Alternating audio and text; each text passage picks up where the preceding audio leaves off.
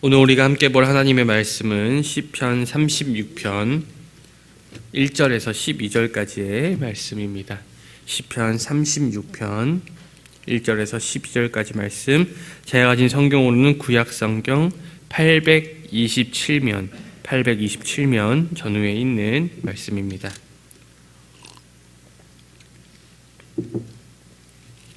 다 찾으신 줄 믿고 우리 다 같이 한 목소리로 합독하시겠습니다. 악인의 죄가 그의 마음속으로 이르기를 그의 눈에는 하나님을 두려워하는 빛이 없다 하니 그가 스스로 자랑하기를 자기의 죄악은 드러나지 아니하고 미워함을 받지도 아니하리라 함이로다. 그의 입에서 나오는 말은 죄악과 속임이라. 그는 선행을 그쳤도다. 그는 그의 침상에서 죄악을 꾀하며 스스로 악한 길에 서고 악을 거절하지 아니하는도다. 여호와여, 주의 인자하심이 하늘에 있고 주의 진실하심이 공중에 사무쳤으며 주의 의는 하나님의 산들과 같고 주의 심판은 큰 바다와 같으니이다. 여호와여, 주는 사람과 짐승을 구하여 주시나이다. 하나님이여, 주의 인자하심이 어찌 그리 보배로우신지요. 사람들이 주의 날개 그늘 아래 피하나이다. 그것들이 주의 집에 있는 살찐 것으로 풍족할 것이라. 주께서 주의 복락의 강물을 마시게 하리이다. 진실로 생명의 원천이 주께 있사오니 주의 빛 안에서 우리가 빛을 보리이다. 주를 아는 자들에게 주의 인자하심을 계속 베푸시며 마음이 정직한 자에게 주의 공의를 베푸소서. 교만한 자의 발이 내게 이르지 못하게 하시며 악인들의 손이 나를 쫓아내지 못하게 하소서. 악을 행하는 자들이 거기서 넘어졌으니 엎드러지고 다시 일어날 수 없으리이다. 아멘. 오늘 우리가 함께 읽은 본문 말씀을 중심으로 하나님의 지혜라는 제목으로 함께 은혜를 나눠보려고 합니다. 오늘 우리가 함께 읽은 시편 36편은 참으로 여러 가지 특징을 보이는 시편입니다. 이 시편은 잠언과 같은 지혜에 대한 가르침의 찬양과 하나님의 구원을 구하는 간청이 함께 존재하고 있습니다. 먼저 시편 36편은 지혜 문학적인 표현들이 쓰여 지혜시의 특징을 보여주고 있습니다. 지혜로운 행동이나 교만에 대한 언급, 마음과 눈에 좋은 것과 그렇지 않은 것, 정의와 의, 생명과 빛 등의 이런 양극적인 표현들, 그리고 악인들에 대한 묘사들이 바로 지혜시의 특징과 일치한다는 것이죠. 하지만 시편 36편은 전체적으로 보았을 때는 공동체 탄원시로 평가가 됩니다. 그래서 학자들은 시편 36편에는 지혜시, 찬송시, 그리고 기도문, 이렇게 세 가지 형식이 존재한다라고 평가합니다. 시인 다윗은 이 노래를 통해 악인들의 모습과 하나님의 인자하심의 모습을 비교하면서 하나님을 붙들고 하나님을 의뢰하는 것만이 참된 지혜임을 노래하고 있습니다. 시편 36편은 총 세 파트로 구분이 됩니다. 세 연으로 구분이 되는데 제1연의 주제는 탄식이고 1절에서 4절까지로 되어 있습니다. 제2연의 주제는 고백과 확신으로 5절에서 9절까지, 그리고 마지막 3연은 청원으로 10절에서 12절까지로 구성되어 있습니다. 이제 이 시편을 각 연별로 다시 한번 말씀을 살펴보면서 은혜를 나누도록 하겠습니다. 먼저 1년입니다. 1절에서 4절까지 말씀 제가 봉독하고 말씀을 나누겠습니다. 악인의 죄가 그의 마음속에 이르기를 그의 눈에는 하나님을 두려워하는 빛이 없다 하니 그가 스스로 자랑하기를 자기의 죄악은 드러나지 아니하고 미워함을 받지도 아니하리라 함이로다. 그의 입에서 나오는 말은 죄악과 속임이라. 그는 지혜와 선행을 그쳤도다. 그는 그의 침상에서 죄악을 꾀하며 스스로 악한 길에 서고 악을 거절하지 아니하는도다. 아멘. 시인 다윗은 마치 잠언에 기록된 교훈과 같은 형태로 악인들이 어떤 자들인지를 묘사하는 모습으로 오늘 이 시편을 시작합니다. 악인들의 가장 큰 특징은 바로 하나님을 두려워하지 않는다는 데 있습니다. 어떤 악행을 행하는 것보다 앞서서 하나님을 두려워하지 않는 모습이 바로 악인들의 특징이라고 다윗은 이야기하고 있죠. 하나님을 두려워하지 않으니 당연히 자기 죄악은 충분히 숨길 수 있고 사람들에게 미움당할 일도 없을 거라 생각합니다. 악인에게서는 지혜와 선행을 찾아볼 수가 없고 그의 입에서는 오직 죄악과 속임수만 나오는데 그는 침상에 누워서도 죄악을 계획하고 일어서면 그 계획한 악을 스스로 실천한다라고 말합니다. 만약 하나님의 살아계심을 믿고 그분을 두려워한다면 자기의 죄악이 하나님 앞에 낱낱이 드러나고 있고 자기가 속임수를 쓰고 있다는 것이 만천하에 드러날 것임을 알기 때문에 아마 악인들은 함부로 죄악을 저지를 수 없을 것입니다. 그러나 악인들은 근본적으로 하나님이 계심을 믿지 않기 때문에 하나님이 자신을 감찰하고 있다는 사실을 알지 못하기 때문에 이처럼 악행에서 벗어나지 못하고 악을 계획하고 악을 실현하는 것이죠. 이러한 악인의 모습은 인간이 하나님을 두려워하지 않을 때 얼마나 교만해지는지를 단적으로 드러내고 있습니다.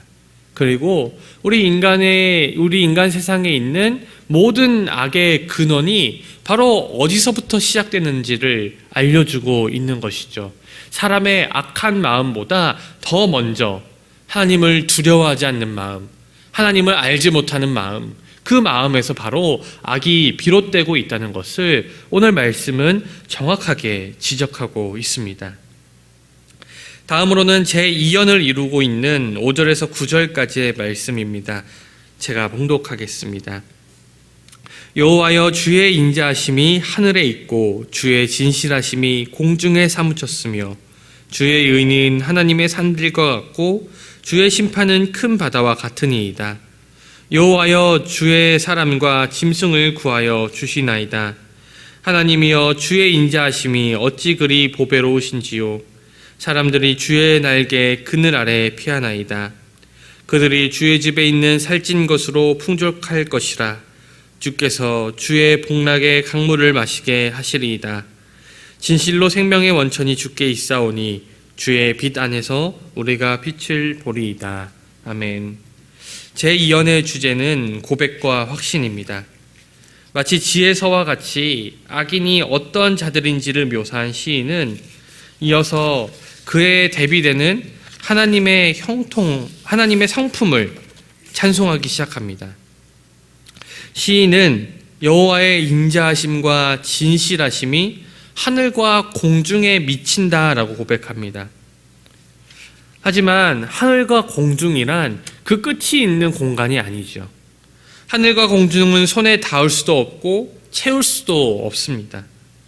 그런 하늘과 공중을 채우고도 남을 만큼 크고 광활한 것이 바로 하나님의 인자하심과 하나님의 진실하심입니다. 6절에서는 하나님의 의와 심판이 하나님의 산과 큰 바다와 같다라고 비교됩니다.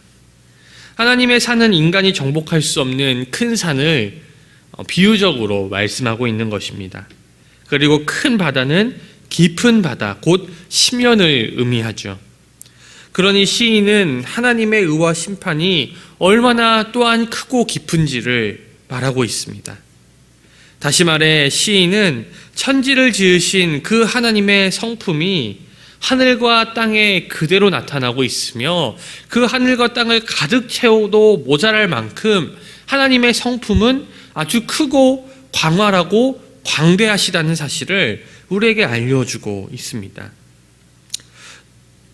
또한 그러한 하나님은 사람과 짐승의 구원자이시며 그의 인자하심은 마치 어미새가 그의 날개 아래 새끼를 보호하듯 모든 사람을 보호할 것이고 사람들은 하나님의 풍성함을 누리게 될 것이라 말합니다.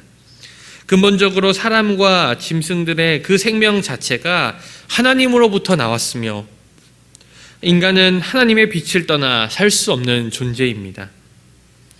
시인은 하나님이 이처럼 절대적인 분이고 사람은 하나님을 떠나서 살 수 없으며 하나님을 떠난다는 것은 곧 죽음을 의미한다라고 선언합니다. 시인은 이를 통해 악인들도 하나님의 영향력에서 벗어날 수 없으며 하나님이 그 모든 것을 감찰하고 계신다는 사실을 선포하고 있습니다. 우리 마지막 절 3년입니다. 10절에서 12절 말씀 함께 보겠습니다. 제가 봉독하겠습니다. 주를 아는 자들에게 주의 인자하심을 계속 베푸시며 마음이 정직한 자에게 주의 공의를 베푸소서. 교만한 자의 발이 내게 이르지 못하게 하시며 악인들의 손이 나를 쫓아내지 못하게 하소서. 악을 행하는 자들이 거기서 넘어졌으니 엎드러지고 다시 일어날 수 없으리이다. 아멘. 제3년의 주제는 바로 청원입니다. 제3년에서 시인은 의인들을 위해 하나님께 청원하고 있습니다. 10절에서 시인은 의인들을 두 가지로 지칭하고 있습니다. 바로 여호와를 아는 자와 마음이 정직한 자입니다. 이들은 하나님을 잘 알 뿐만 아니라 그분이 원하시는 바를 행하는 자들이죠. 앞서 시인이 그 악행의 모든 근원, 악인들의 모든 근원은 바로 하나님을 모르는 데서, 하나님을 두려워하지 않는 데서 시작된다라고 말했듯이 오늘 시인은 의인을 여호와를 아는 자라고 표현하고 있습니다. 사랑하는 여러분, 하나님을 아는 것, 여호와를 아는 것이 바로 지혜의 근본이고 바로 의로움의 시작입니다. 우리가 의인이 되기 위해서 선행을 해야 하는 것보다 더 앞서야 되는 것이 바로 여호와를 아는 일이라는 것이죠. 의인들, 이들은 하나님과 올바른 관계에 있는 사람들입니다. 우리가 앞선 말씀을 통해 악인들의 모습과 하나님의 성품을 비교해 본다면 사람이 어느 쪽에 서야 하는지, 어느 쪽에 서는 것이 더 지혜로운 일인지는 금방 판단할 수 있습니다.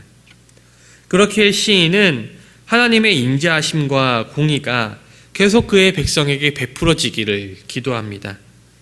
하나님의 통치가 끊어진다는 것은 곧 악인들과 같은 삶을 살아가게 된다는 것을 의미하기 때문입니다. 그래서 시인은 교만한 자의 발, 악인들의 손이 가까이 오지 못하게 해달라고 노래하면서 악인들은 모두 하나님 앞에 엎드러져 다시 일어날 수 없게 된다라고 선언합니다. 사람은 언제나 하나님을 가까이 하며 그 길에 떠나지 않기를 선택해야 합니다. 하나님은 모든 창조의 주인이시며 그리고 우리의 삶의 주인이시기 때문입니다. 그러나 악인들은 하나님의 존재를 믿지 않고 자기 마음대로 자신의 삶을 영위할 수 있다 믿으며 자신들이 자신의 삶의 주인이라 생각합니다. 그렇게 그들은 죄악에서 빠져나오지 않고 그 죄악이 자신을 파괴하도록 내버려 두는 것이죠. 사랑하는 여러분, 본래 우리 모든 인간은 바로 하나님의 형상대로 창조되었습니다. 하나님의 형상대로 창조되었다는 것은 하나님의 성품을 담고 창조되었다는 뜻이죠. 그러나 이제 우리는 아담과 하와의 범죄로 인해 그 하나님의 형상이 망가졌고 죄된 본성을 가지고 태어나게 되었습니다. 그렇기 때문에 이제 사람들은 다른 사람의 눈만 피한다면 어떤 죄악도 서스름없이 저지를 수 있는 존재가 되었습니다. 하나님의 형상이 깨졌기 때문에, 하나님의 형상이 망가졌기 때문에, 그래서 하나님을 알지 못하게 되었기 때문에 그렇게 되어버린 것이죠. 그렇게 우리가 하나님의 존재를 믿지 않으면, 예수님을 통해 구원을 받아 그 하나님의 형상을 회복하지 않으면 필연적으로 우리는 악인의 길을 걸어갈 수밖에 없는 존재입니다. 사람의 눈만 피하면 된다라고 생각하기 때문이죠. 그러나 하나님의 믿는 성도들은 모든 것들은 다 하나님의 통제 아래 있고 하나님의 섭리 아래 있고 하나님께서 모든 것을 감찰하신다는 사실을 믿기 때문에 죄악의 유혹에 빠지지 아니하고 하나님의 공의에 따라 살려고 노력합니다. 사랑하는 여러분, 여러분들은 우리의 삶의 주인이 하나님이라는 사실을 믿으십니까? 그리고 하나님께서 늘 우리의 삶을 이끌어주고 계시고 또 감찰하고 계신다는 사실을 믿으십니까? 그 사실을 믿으신다면 이제 하나님께서 우리의 삶의 주인의 자리에 다시 올라설 수 있도록 우리가 나의 삶의 주인의 자리를 주님께 양보해 드려야 됩니다. 나의 능력과 나의 뜻과 나의 의지대로 내 생각대로 나의 삶을 이끌어가는 것이 아니라 하나님께서 성경을 통해 말씀하시는 대로 기도를 통해 우리에게 속삭이는 대로 그 하나님께 모든 주도권을 맡겨드리고 하나님의 뜻에 따라 사는 것이 바로 참된 지혜라고 오늘 시편의 기자는 말하고 있습니다. 사랑하는 여러분, 여러분들도 삶의 주인의 자리를 주님께 내어드림으로써 언제나 의로운 백성으로 이 복된 길을 걸어가시기를 주님의 이름으로 간절히 축원드립니다. 기도하겠습니다. 사랑과 은혜가 충만하신 하나님 아버지, 하나님을 모르는 것이 악인의 시작이요 여호와를 아는 것이 지혜의 근본임을 오늘 깨닫게 하시니 감사드립니다. 주님, 우리가 하나님을 더 알기 소망합니다. 말씀을 통하여서 또한 창조 세계를 통하여서 또 기도를 통하여서 늘 우리에게 말씀하여 주시고 늘 우리에게 스스로를 알려주고 계시는 그 하나님을 우리가 더 잘 알아서 이제는 나의 삶의 주인이 내가 아니라 여호와 하나님이라는 사실을 인정하며 그분께 모든 것을 맡기고 살아갈 수 있는 지혜를 우리에게 허락해 주시옵소서. 아버지, 우리가 삶의 주인을 주님께 넘겨드릴 때 주님께서 우리의 삶을 주관하여 주시며 가장 선한 길로 이끌어 주실 줄 믿습니다. 주님, 우리 사랑하는 성도님들 삶 가운데 찾아오셔서 아버지 우리의 삶을 주관하여 주시고 역사하여 주시옵소서. 특별히 이 새벽 가운데 간절한 기도 제목 가지고 나온 성도님들이 있습니다. 우리가 부르짖어 기도할 때 주여 응답하여 주시옵소서. 또한 아버지 우리 또한 믿음을 가지고 주님의 응답을 기다리며 끝까지 붙들고 나아갈 수 있는 우리들 할 수 있도록 주여 인도하여 주시옵소서. 감사드리며 살아계신 우리 주 예수 그리스도의 이름으로 간절히 기도드리옵나이다. 아멘.